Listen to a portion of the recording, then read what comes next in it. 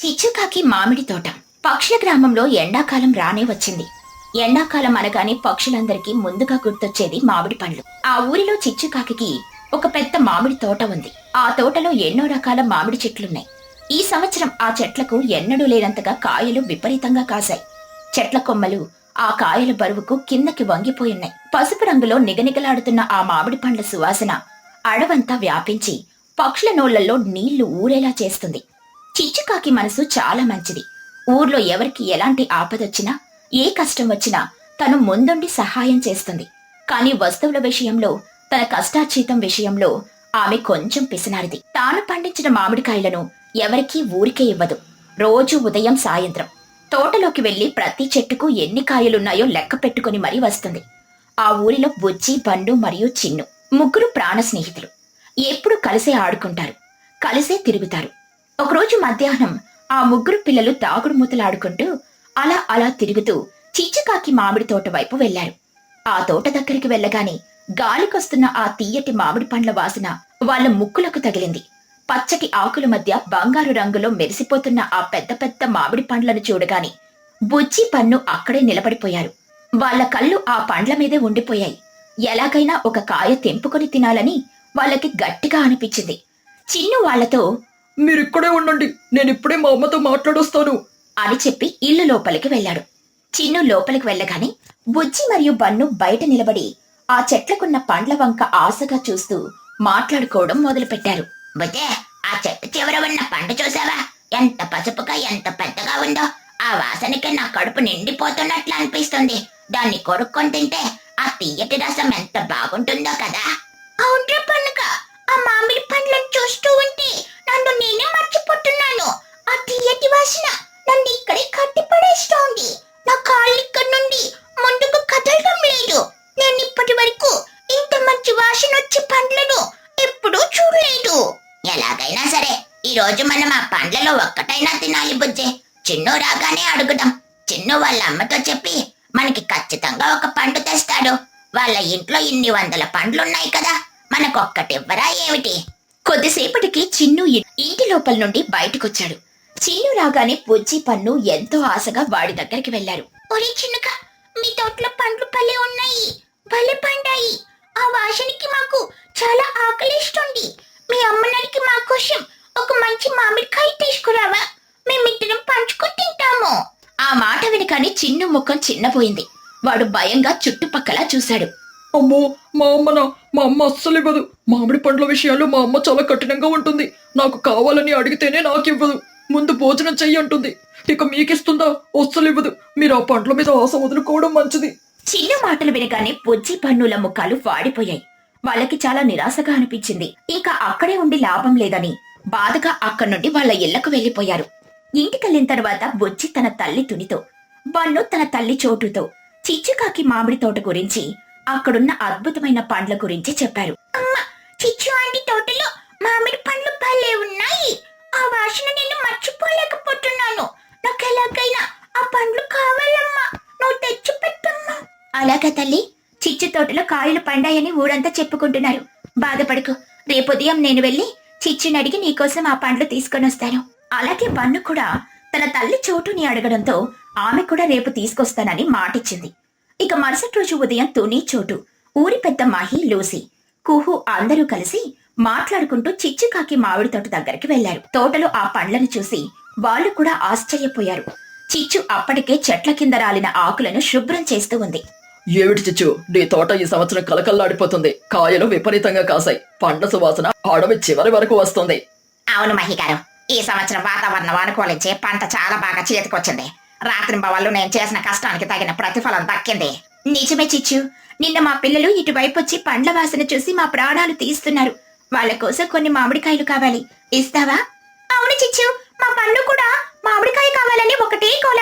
మా అందరికి తలా కొన్ని కాయలివ్వు. ఆ మాట వినగానే చిచ్చుకాకి ముఖం కొంచెం సీరియస్ గా మారింది. కావాలి అనగానే ఊరికే ఇచ్చేస్తానా చోటు?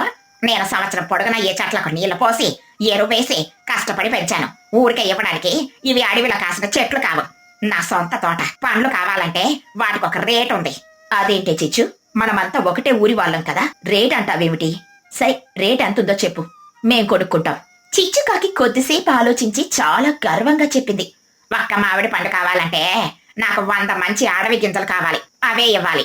100 గింజలు ఇస్తేనే ఒక పండు ఇస్తాను. అంతకంటే ఒక్క గింజ తక్కువైనా నేనివ్వను. ఆ రేటు వెనుకానే అక్కడున్న పక్షులందరికీ కళ్ళు తిరిగినంత పనైంది. అమ్మో, 100 గింజల ఒక మామిడి పండు కోసం 100 గింజలు ఎవరైనా ఇస్తారా చిచ్చు? ఇది మరీ అన్యాయంగా ఉంది. ఆ గింజలు ఏరుకోవాలంటే మేము అడవిలో 2 రోజులు కష్టపడాలి. అంత రేటు పెడితే ఎవరు కొంటారు? అవును చిచ్చు, నువ్వు మరీ అంత రేటు చెప్తే మేము కొనలేము. కొంచెం తగ్గించివ్వు. తగ్గించే ప్రసక్తే లేదు మహి గారు. నా పండ్ల రుచి అలాంటిది. కావాలంటే తీసుకోండి, లేకపోతే లేదు. చిచ్చు ఎంతకీ తగ్గకపోవడంతో ఆ రేటుకి పండ్లు కొనలేక తుని, చోటు, మహి, లూసీ ఇంకా కుహు అందరూ నిరాశగా అక్కడి నుండి వెళ్లిపోయారు. ఈ విషయం పిల్లలైన బుజ్జి పన్నులకు తెలిసింది. వాళ్ళ తల్లులు పండ్లు తీసుకురాలేదని వాళ్ళకి చాలా బాధగా అనిపించింది. కాని ఆ మామిడి పండ్ల వాసన వాళ్ళని వదలడం లేదు. ఎలాగైనా సరే ఒక్క పండైనా తెచ్చుకుని తీరాలి అని వాళ్ళిద్దరూ ఒక ప్లాన్ వేసుకున్నారు. సాయంత్రం వేళ బుజ్జి పన్ను ఇద్దరు కలిసి ధైర్యం చేసుకుని చిచ్చుకాకి దగ్గరికెళ్లారు. అప్పుడు చిచ్చు తన తోటలో కాయలు లెక్క పెట్టుకుంటూ ఉంది. ఆంటీ, మాకు మామిడి పండ్లు అంటే చాలా ఇష్టం ఆంటీ. ఆ వాసనకి మేము ఆగలేకపోతున్నాం. దయచేసి మాకు ఒక్క పండు ఇస్తారా ఆంటీ? మీ తల్లులకు ఉదయం రేటు చెప్పాను కదా పిల్లలు. 100 గింజలు ఇస్తే ఒక్క పండు ఇస్తాను. ఊరికే ఇవ్వడానికి నా దగ్గర ఏమీ లేవు. మా దగ్గర గింజలు లేవా ఆంటీ? కానీ మీకేం పని కావాలంటే ఆ పని చేసి పెడతామా ఆంటీ? మా చేత నేనంత కష్టపడతాం. ఆ పనికి బదులుగా మాకు ఒక్క పండు ఇస్తారా ఆంటీ? Please aunty. ఆ మాట వినగానే చిచ్చుకాకి కొద్దిసేపు దీర్ఘంగా ఆలోచించింది. తోటలో కొయ్యాల్సిన పండ్లు చాలా ఉన్నాయి. ఆమె ఒక్కతే వాటిని కోసి ఇంటి లోపల పేర్చాలంటే చాలా కష్టం. ఈ పిల్లలు పనిచేస్తారు కదా అని ఆమెకొక ఆలోచన వచ్చింది. సరే పిల్లలు, ఇస్తాను. మీకెంత ఇష్టం కాబట్టి ఒక అవకాశం ఇస్తున్నాను. దానికోసం మీరు ఈ పని చెయ్యాల్సి ఉంటుంది. నా తోటలో పండిన కాయలన్నీ కింద కొమ్మలకు వేలాడుతున్నాయి. మీరు ఆ పండ్లను నేల మీద పడకుండా జాగ్రత్తగా తెంపి వాటిని మోసుకెళ్లి నా ఇంటి లోపల ఒక మూల నీట్ గా పేర్చాలి. పండు కింద పడి దెబ్బ తగిలితే మాత్రం నేను ఒప్పుకోను. ఈ పని మొత్తం చేస్తే మీకు ఒక్క పండు ఇస్తాను, సరేనా? బుజ్జి పన్ను ఎంతో ఆనందంగా ఆ పని చేయడానికని ఒప్పేసుకున్నారు. వాళ్ళు వెంటనే పని మొదలు పెట్టారు. చెట్ల మీదున్న పండ్లను ఎంతో జాగ్రత్తగా తమ ముక్కులతో కరుచుకుని కింద పడకుండా తెంపారు. ఒక్కో పండును మోసుకుంటూ వెళ్లి చిచ్చు ఇంటి లోపల జాగ్రత్తగా పేర్చడం మొదలు పెట్టారు. మామిడి పండ్లు చాలా బరువుగా ఉన్నాయి. ఆ ఎండకి వాళ్ళకి బాగా చెమటలు పట్టాయి. ఒక్కో పండు మోస్తుంటే వాళ్ళకి ఆయాసం వస్తుంది. అయినా సరే ఆ ఒక్క మామిడి పండు రుచి చూడాలనే ఆశతో వాళ్ళు తమ అలసటను పక్కన పెట్టి నిరంతరాయంగా పనిచేస్తూనే ఉన్నారు. అలా గంటల తరబడి వాళ్ళు పండ్లను కోసి లోపల సర్దుతూనే ఉన్నారు. చూస్తూ ఉండగానే చీకటి పడుతున్న సమయం ఆసన్నమైంది. వాళ్ళు అప్పటికే వందలాది పండ్లను మోసి లోపల ఒక పెద్ద గుట్టలాగా పేర్చారు. వాళ్ళకి ఇక ఏమాత్రం ఓపిక లేదు. కాళ్ళు రెక్కలు నొప్పులు పుడుతున్నాయి. అప్పుడు చిచ్చుకాకి వాళ్ళ దగ్గరకొచ్చింది. పిల్లలు ఇట్రండి, చీకటి పడుతుంది, ఇక పని ఆపేయండి. బుజ్జి పన్ను అలసిపోయి రొప్పుతూ చిచ్చు దగ్గరికెళ్లారు. వాళ్ళు ఆశగా ఆ ఒక్క మామిడి పండు కోసం ఎదురు చూస్తున్నారు. చిచ్చుకాకి లోపలికెళ్లి 2 పెద్ద బుట్టలను బయటికి తీసుకొచ్చింది. ఆ 2 బుట్టల నిండా అద్భుతంగా పండిన పెద్ద పెద్ద మామిడి పండ్లున్నాయి. వాటిని పిల్లల ముందు పెట్టింది. ఇవిగా పిల్లలు, మీ ఇద్దరికి కలిపి ఈ 2 బుట్టల మామిడి పండ్లు ఇస్తున్నాను. ఈ 2 బుట్టలని మీ ఇద్దరు తీసుకెళ్ళండి. ఆ మాట వినగానే బుజ్జి పన్ను ఇద్దరూ చాలా ఆశ్చర్యపోయారు. వాళ్ళకి వాళ్ళ కళ్ళు చెవులు నమ్మశక్యంగా అనిపించలేదు. ఆంటీ, ఇన్ని పండ్ల? నిజమా? ఇవి మాకేనా? అసలు మీరేనా ఇలా మాట్లాడేది? ఉదయం మా అమ్మ వాళ్ళకి ఒక పండు కూడా ఇవ్వలేదు. ఇప్పుడు మాకు ఏకంగా 2 బుట్టలు ఇస్తున్నారా? అవునాంటీ, ఉదయం రేటు తగ్గించడం అన్నారు. మాకొక్క పండు చాలా ఆంటీ, ఇన్ని పండ్లొద్దు. అప్పుడు చిచ్చుకాకి ఎంతో ప్రేమగా నవ్వింది. నిజమే పిల్లలు, నేను పిసినారిని కావచ్చు. ఎవరైనా కష్టపడకుండా ఊరికే పండ్లు కావాలంటే నేను అస్సలు ఇవ్వను. వాళ్ళకి నేను కఠినంగానే కనిపిస్తాను. కానీ నేను కనికరం లేని దాన్ని కాదు. నాకు చాలా జాలి గుణం ఉంది. మీరు ఆ పండ్ల కోసం పడ్డ ఆరటం, నా తోటలో మీరు చిందించిన చెమట నేను గమనిస్తూనే ఉన్నాను. ఒక్క పండు కోసం మీరు అలుపు లేకుండా అంత కష్టపడి పని చేస్తారని నేను అస్సలు అనుకోలేదు. మీరు చేసిన పనికి నేను చాలా సంతోషించాను. కష్టపడే వాళ్ళంటే నాకు చాలా ఇష్టం. ఈ 2 బుట్టల పండ్లు మీరు పడ్డ కష్టానికి తగిన బహుమతి. తీసుకెళ్లి హాయిగా తినండి. ఆ మాటలు వినగానే పిల్లల ఆనందానికి అవధులు లేకుండా పోయింది. వాళ్ళ అలసటంతా ఒక్కసారిగా మాయమైపోయింది. వాళ్ళు చిచ్చుకాకి ఎన్నో కృతజ్ఞతలు చెప్పారు. బుజ్జి పన్ను ఇద్దరు ఆ 2 పుట్టలను ఎంతో సంతోషంగా మోసుకుంటూ ఊరి మధ్యలోకి తీసుకెళ్లారు. అక్కడికి చేరుకోగానే గట్టిగా అరచి ఊరి పక్షులందర్నీ అక్కడికి పిలిచారు. తుని, చోటు, మహి, లూసీ, కుహు అందరూ అక్కడికొచ్చారు. ఆ 2 పుట్టల నిండా ఉన్న మామిడి పండ్లను చూసి వాళ్ళు కూడా ఆశ్చర్యపోయారు. బుజ్జి, ఇన్ని పండ్లు మీకెక్కడివి? చిచ్చుకాకి ఇచ్చిందా? ఉదయం అంత రేటు చెప్పిన చిచ్చు మీకిన్ని పండ్లు ఎలా ఇచ్చింది? బుజ్జి బన్ను తాము చేసిన కష్టం గురించి, చిచ్చుకాకికున్న జాలి గుణం గురించి అందరికీ వివరంగా చెప్పారు. చిచ్చు ఆంటీ పిసినారి కాదమ్మా. కష్టపడే వాళ్ళని చూస్తే ఆమెంతో జాలి పడుతుంది, సంతోషంగా ఎంతైనా ఇస్తుంది అని చెప్పారు. ఆ మాటలు విన్న ఊరి పక్షులందరికీ చిచ్చుకాకి మీద ఉన్న అపార్థం తొలగిపోయింది. కష్టపడకుండా ఊరికే అడిగినందుకు ఆమెలా ప్రవర్తించిందని వాళ్లకు అర్థమైంది. అప్పుడు బుజ్జి పన్ను ఆ 2 పుట్టల్లో ఉన్న మామిడి పండ్లను అక్కడున్న పక్షులందరికీ సమానంగా పంచారు. ఆ సాయంత్రం వేళ పక్షులన్నీ చల్లటి గాలిలో కూర్చొని ఆ అద్భుతమైన తీయటి మామిడి పండ్లను ఎంతో ఆనందంగా కలిసి తిన్నారు. పిల్లలు కష్టపడి తెచ్చిన పండ్లు కావడం వల్ల వాటి రుచి వాళ్ళకి మరింత అద్భుతంగా అనిపించింది. ఈ కథలోని నీతేంటంటే, కష్టపడకుండా ఏది ఉచితంగా ఆశించకూడదు. కష్టపడి పని చేస్తే ఎదుటివారి మనసు కరిగి మనం ఊహించిన దానికంటే ఎక్కువ బహుమతి దొరుకుతుంది. కఠినంగా కనిపించే ప్రతి మనిషి వెనుక ఒక జాలిగుణం దాగి. పక్షుల గ్రామం మధ్యలో ఒక అందమైన నది పారుతుంది. నదికి అటువైపు తుని పిచ్చుక, చోటు చిలుక వాళ్ళ ఇళ్లున్నాయి. ఇటువైపు చిచ్చుకాకి, లూసి పౌరం, కుహుబాతు వాళ్ళ ఇల్లు ఉన్నాయి. సమయం రాత్రి 8 గంటలు. తుని పిచ్చుక వైపు చీకటి పడి చల్లటి వెన్నెలొచ్చింది. కాని చిచ్చుకాకి వైపు మాత్రం సూర్యుడు మండిపోతున్నాడు. ఇంకా మధ్యాహ్నంలాగే ఎండగా ఉంది. అందరూ ఆశ్చర్యపోతున్నారు. తుని పిచ్చుక నది అవతల గట్టు నుండి గట్టిగా అరుస్తూ, చిచ్చు, ఏంటి మీ వైపు ఇంకా అంత ఎండగా ఉంది? ఇటు చూడు, చీకటి పడి చాలా చల్లగా ఉంది. మేము భోజనాలు చేసి పడుకునే సమయం అయింది. చిచ్చుకాకి చెమటలు తుడుచుకుంటూ ఆయాసపడుతూ, నాకేం తెలుస్తుంది, ఇక్కడ ఎండ మండిపోతుంది. అసలు చీకటి అవ్వడమే లేదు. ఉదయం నుండి ఈ ఉడుకుతో ప్రాణం పోతుంది. నా నల్లటి ఏకలు కాలిపోతున్నాయి. లూసీ పౌరం సన్ గ్లాసెస్ పెట్టుకుని విసురుకుంటూ, ఓ మై గాడ్, నా ఫెదర్స్ అన్నీ మాడిపోతున్నాయి. ఈ ఎండేంటి ఇలా ఉంది? నా ఫెయిర్నెస్ స్కిన్ అంతా ట్యాన్ అయిపోతుంది. నా ఖరీదైన మేకప్ అంతా కరిగిపోయింది. నాకు చాలా భయంగా ఉంది చిచ్చు. నీ మేకప్ గోలనేది. నా ఫ్రిడ్జ్లో దాచుకున్న ఐస్ క్రీము, చల్లటి నీళ్ళు అన్ని వేడికి ఉడికిపోయాయి. ఇది ఎక్కడ కర్మలా దేవుడా, ఏసీ వేసినా వేడి గాలే వస్తుంది. చిన్నుకాకి ఏడుస్తూ, అమ్మో, నాకు నిద్ర వస్తుంది, కానీ ఈ ఎండకి కళ్ళు మండిపోతున్నాయి. ఏమైందమ్మా మన ఊరికి? సూర్యుడు మన వైపే ఆగిపోయాడో? నన్ను ఇక్కడి నుండి తీసుకెళ్ళిపో అమ్మా. నా బతుకు ఇంకా ఘోరం. నదిలో మన వైపున్న నీళ్లు ఈ ఎండకి వేడిగా సాంబార్లా మాడిపోతున్నాయి. నేను ఈ ఈత కొట్టడానికి వెళ్తే నా కాలు కాలిపోయాయి. మనం ఇక్కడ బతకలేము. నేను అటువైపు వచ్చేస్తాను. కుహుబాతు నది దాటడానికి ప్రయత్నిస్తుంది. కానీ నది మధ్యలో ఒక అదృశ్యమైన వేడి గోడ ఆమెని ఆపుతుంది. అబ్బో, నది మధ్యలో ఏదో వేడి పొగ నన్ను ఆపుతుందిరా బాబాయ్. నేను అటు రాలేకపోతున్నాను. నాకు ఊపిరి ఆడటం లేదు. తుని చోటు వాళ్ళ వైపు చాలా ప్రశాంతంగా ఉంది. వాళ్ళు ఈ వింత దృశ్యాన్ని చూసి ఆశ్చర్యపోతున్నారు. అమ్మా, చూడమ్మా, నది కట్టు వైపు పగలు, ఇటువైపు రాత్రి. ఇది చాలా వింతగా ఉంది కదా. వాళ్ళు ఎంత కష్టపడుతున్నారో. నాకు వాళ్ళని చూస్తుంటే జాలిగా ఉంది. అవును బుజ్జి, నేను నా జీవితంలో ఇలాంటి దృశ్యం ఎప్పుడు చూడలేదు. ప్రకృతి కోపిస్తే ఇలాగే ఉంటుందేమో. పాపం బన్ను వాళ్ళ ఫ్రెండ్ చిన్ను కోసం బాధపడుతున్నాడు. బన్ను చిలుక నది అటువైపు చూస్తూ గట్టిగా, చిన్న, నువ్వు ఈ రాత్రికి ఎలాగైనా నది దాటి మా ఇంటికి వచ్చేరా. మనం కలిసి పడుకున్నాం. మా ఇంట్లో ఫ్యాన్ వేస్తాను. నిన్ననే కదా మనం కొత్త గేమ్ కొనుక్కున్నాం. ఇప్పుడు ఎలా ఆడుకుంటాం రా? నది దాటలేనురా బన్నుగా, నీళ్లు మరుగుతున్నాయి. నేను ఇక్కడే ఉడికిపోతున్నాను. గేమ్ ఆడే ఓపిక కూడా పోయింది. కనీసం మీ ఫ్రిడ్జ్ లో నుండి ఒక ఐస్ ముక్క అటు నుండి విసర్రా, కళ్ళు మండుతున్నాయి. ఏదైనా దైవ మాయలాగా ఉంది చోటు. మన చేతుల్లో ఏమీ లేదు. దేవుడి వాళ్ళను కాపాడాలి. రేపటి వరకు ఇలాగే ఉంటే వాళ్ళ పరిస్థితి ఏంటో. ఆ సమయంలో ఆకాశం నుండి మహిగ్రద్ద స్వామీజీ, ఒక గొప్ప తపస్సు చేసిన స్వామి, అటుగా వెళ్తూ ఈ వింత దృశ్యాన్ని చూశారు. ఆయన నది మధ్యలో ఉన్న ఒక పెద్ద రాతి మీద వాలారు. ఆయన చేతిలో ఒక దండం ఉంది. మహిస్వామి ఆశ్చర్యంగా గడ్డం నిమురుకుంటూ, శివ శివ, ఏంటి వింత? ఒకవైపు చల్లటి వెన్నెల, మరోవైపు మండే ఎండ.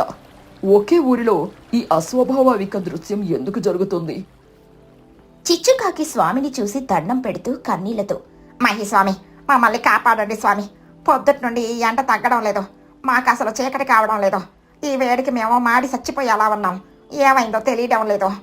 అవును స్వామి, నా అందమంతా పోతుంది. ప్లీజ్ ఏదైనా మ్యాజిక్ చేసి చీకటి తెప్పించండి. నా క్రీమ్స్ అన్ని కరిగిపోయాయి స్వామి.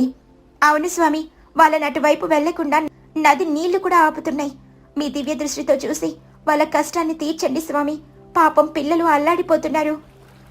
మహీస్వామి తన కళ్ళు మూసుకొని ధ్యానంలో కూర్చున్నారు. ఆయన తన దివ్య దృష్టితో జరిగిందంతా చూశారు. కొద్దిసేపటికి కళ్ళు తెరిచారు. ఆయన ముఖంలో కొంచెం కోపం, బాధ ఉన్నాయి. చిచ్చు, లూసి, కుహు, మీకు ఇది ఏ రాక్షసుడో చేసిన మాయ కాదు. ఇది దేవుడి శాపం. మీ తప్పు వల్లే ఈ కష్టాలొచ్చాయి. లూసీ పౌరం ఆశ్చర్యంగా, మేమేం తప్పు చేశాం స్వామి? మేము ఎవరిని ఏమీ అనలేదే. రోజు మా పని మేం చేసుకుంటున్నాం కదా. ఎవరి జోలికి వెళ్ళలేదే. మీరెవరిని ఏమీ అనలేదు, కానీ దేవుణ్ణే మర్చిపోయారు. మీ వైపున్న వనదేవత గుడికి ఎవరైనా వెళ్ళి పూజ చేస్తున్నారా? ఒకప్పుడు రోజు ఉదయం, రాత్రి ఆ గుడికి వెళ్ళి దేవతకు పూజలు చేసేవారు. ఇప్పుడు మీ అందరికి బద్ధకం, గర్వం పెరిగిపోయాయి. చిచ్చుకాకి తలదించుకొని, అదే స్వామి. అబద్ధాలు చెప్పక చిచ్చు. గుడికి వెళ్ళమంటే సండే కదా, లేటుగా లేస్తాం, మాకు రెస్ట్ కావాలని చెప్పింది ఎవరు? మీరే కదా. మాకు టైం లేదు, ఆ వ్యాపారాలు మాకు ఉన్నాయి అని గుడి వైపు వెళ్లడమే మానేశారు. దేవతని పూర్తిగా నిర్లక్ష్యం చేశారు. కృతజ్ఞత లేని పక్షులను చూసి ఆ తల్లి కోపగించింది. అందుకే మీకు నిద్ర లేకుండా ఈ ఎండ శాపం వచ్చింది. నన్ను క్షమించండి స్వామి. నేను నా రెక్కలకు స్పా ట్రీట్మెంట్ చేయించుకోవడంలో బిజీగా ఉండిపోయాను. దేవుడి కంటే నా అందమే ముఖ్యం అనుకున్నాను. నా తప్పు నాకు తెలిసింది. చిచ్చుకాకి చెంపలు వేసుకుంటూ పశ్చాత్తాపంతో, నిజమే స్వామి, నేను నా బిజినెస్ పనుల్లో పడి గుడికి వెళ్ళడం మానేశాను. డబ్బుల మీద ధ్యాస పెట్టాను. మా కష్టాలకు మేము చేసిన తప్పే కారణం. మమ్మల్ని క్షమించండి. నేను కూడా రోజంతా ఈత కొట్టడంలో పడి నదిని ఇచ్చిన దేవుని ప్రార్థించడం మర్చిపోయాను. ఈ తప్పు మాదే. మాకు బుద్ధి వచ్చింది స్వామి. తప్పు తెలుసుకోవడం మంచిదే, కానీ ప్రాయశ్చిత్తం చేసుకోవాలి. ఇప్పుడే వెంటనే వెళ్ళి ఆ వనదేవత గుడిని శుభ్రం చేయండి. నది నీళ్లతో దేవతకు అభిషేకం చేసి పూలు పండ్లు పెట్టి మనస్ఫూర్తిగా క్షమాపణ చెప్పండి, అడగండి. మీ తప్పు తెలుసుకుంటే ఆ తల్లి కరుణిస్తుంది. చిచ్చు, లూసీ, కుహు, చిన్ను అందరూ పరిగెత్తుకుంటూ గుడికెళ్లారు. వాళ్ళు భక్తితో గుడిని శుభ్రం చేశారు. నదిలో నుండి వేడి నీళ్లనే తెచ్చి గుడి కట్టారు. వరై చిన్నగా, త్వరగా నీళ్లు తీసుకురారా. కుహో, నువ్వు గూడు మెట్లు కడుగు. లోసి, ఆ ఎండ ఆకలి ఊడ్చేయి. త్వరగా చెయ్యాలి. నా గోళ్లు పాడైనా పర్వాలేదు చిచ్చు. ఈ రోజు నేను ఈ గుడిని నా అద్దంలా మెరిపిస్తాను. మన తప్పు మనం సరిదిద్దుకోవాలి. టుని, చోటు వాళ్ళ వైపు నుండి దేవతకు పూలు, పండ్లు విసిరారు. చిచ్చుకాకి దేవత ముందు మోకరిల్లింది. ఏడుపుతో చేతులు జోడించి, అమ్మా వనదేవత, మమ్మల్ని క్షమించు తల్లి. మాకు గర్వం, బద్ధకం పెరిగి నిన్న మర్చిపోయాం. ఇంకెప్పుడు ఇలాంటి తప్పు జరగకుండా చూసుకుంటాం. రోజు నీకు పూజలు చేస్తాం. మా పిల్లల కోసం ఈ ఎండ శాపం నుండి మమ్మల్ని కాపాడు తల్లి. నేను కూడా రోజు నీకు పూలు తెస్తాను దేవత. మాకు చీకటి ఇవ్వు, నాకు నిద్ర వస్తుంది. తల్లి, నా అందం కంటే నీ భక్తే ముఖ్యం. నన్ను క్షమించు. వాళ్ళు మనస్ఫూర్తిగా పూజ ముగించగానే ఒక్కసారిగా ఆకాశంలో మార్పొచ్చింది. చిచ్చు వైపున్న సూర్యుడు మాయమైపోయాడు. చల్లటి గాలి వీచింది. ఆకాశంలో నక్షత్రాలు వెన్నెలా వచ్చాయి. మండే ఎండ నుండి గ్రామం చల్లబడింది. నది నీళ్లు కూడా చల్లబడ్డాయి. లూసీ పౌడన్ సంతోషంగా గంతేస్తూ, అమ్మయ్య, చీకటయింది. నా ప్రాణం లేచొచ్చింది. ఈ చల్లటి గాలి ఎంత హాయిగా ఉందో. థ్యాంక్ యూ దేవుడా. హే, నా కళ్ళు మండట్లేదు. బన్ను, నేను రేపు మీ ఇంటికి ఆడుకోవడానికి వస్తాను. కొత్త గేమ్ ఆడుదాం. తుని పిచ్చుక సంతోషంగా, చూసారా చిచ్చు, దేవుణ్ణి నమ్మితే అంతా మంచి జరుగుతుంది. మన తప్పు తెలుసుకుంటే ఆ తల్లి వెంటనే క్షమించింది. ముందు స్వామిగారికి ధన్యవాదాలు చెప్పండి. ఆ మహీస్వామి, మీ చల్లని చూపలతో మమ్మల్ని కాపాడారు. మీ దివ్య దృష్టి లేకపోతే మేము మాడిపోయేవాళ్ళం. ఈ రోజు నుండి మేము దేవతకు ప్రతిరోజు పూజ చేస్తాము. మహీస్వామి నవ్వుతూ ఆశీర్వదిస్తూ, మంచిది చిచ్చు. ప్రకృతిని, దేవుణ్ణి ఎప్పటికీ మరవకూడదు. కష్టంలో ఉన్నా, సుఖంలో ఉన్నా కృతజ్ఞతగా ఉండాలి. అందరూ ఏక మనసుతో బతకండి. శుభమస్తు. అందరూ సంతోషంగా స్వామీజీకి దండం పెట్టారు. మహీస్వామి ఆకాశంలోకి ఎగిరిపోయారు. ఆ రాత్రి పక్షుల గ్రామమంతా చాలా ప్రశాంతంగా నిద్రపోయింది. ఈ కథలోని నీతేంటంటే, దేవుని మీద భక్తి, ప్రకృతి మీద గౌరవం రెండింటినీ మరవకూడదు. బద్ధకం, గర్వం మనిషికి ఎప్పుడూ కీడు చేస్తాయి. తప్పు తెలుసుకుని క్షమాపణ అడిగితే భగవంతుడు కరుణిస్తాడు.